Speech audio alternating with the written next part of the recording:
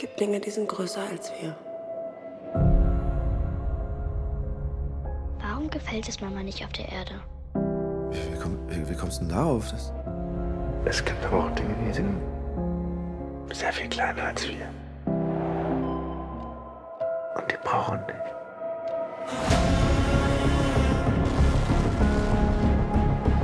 Hatten Sie Kontakt mit Ihrer Frau vor dem Abflug? Kam sie Ihnen irgendwie komisch vor?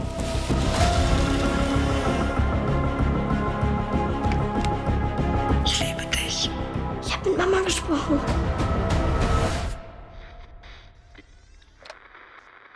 Paula? Sie hat da oben was gefunden. Es war die immer gleiche Botschaft.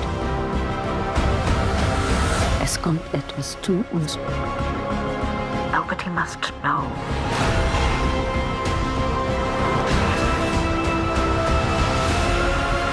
Ich pass auf dich. Ich weiß.